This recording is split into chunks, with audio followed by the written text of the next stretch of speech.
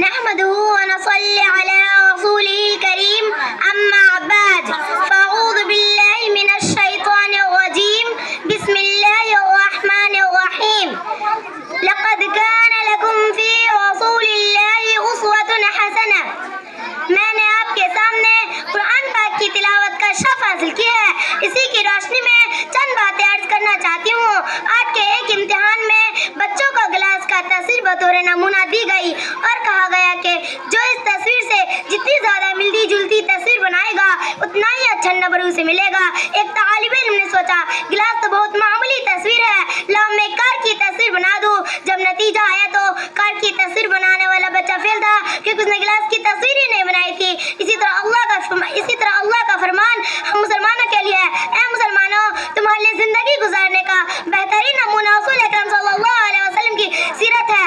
اپنی 24 گھنٹے کی زندگی میں اپنا کھانا, اپنا پینا, اپنا سونا, اپنا جاگنا, اپنا اٹھنا, اپنا بیٹھنا, اپنی تجارت وغیرہ سب رسول صلی اللہ علیہ وسلم کے طریقے پہ لاؤ تو تم دنیا اور آخرت میں کامیاب ہو جاؤ گے. اور اگر تمہارا عمل رسول صلی اللہ علیہ وسلم کے ترقی کے خلاف رہا تو تم ناکام ہو جاؤ گے, چاہے تم کو پوری دنیا کی بادشاہت کیوں نہ مل جائے. آج ہم مسلمان حضور اکرم صلی اللہ علیہ وسلم کے سنتوں پر بہت کم عمل کر رہے ہیں. اسی وجہ سے ہر جگہ ذلیل و خوار ہے.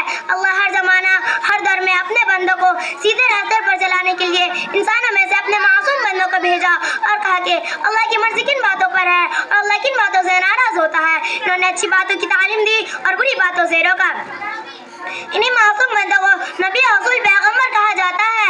جن لوگوں نے اپنے وقت میں نبی کی بات مان لی وہ کامیاب ہو گئے اور جن لوگوں نے ان کی بات نہ مانی وہ ناکام ہو گئے. سب سے آخر میں اللہ نے اپنے پیارے محبوب اور رسول حضرت محمد مصطفیٰ صلی اللہ علیہ وسلم کو اس دنیا میں بھیجا. آپ صلی اللہ علیہ وسلم نے لوگوں کی اچھی باتوں کی تعلیم دی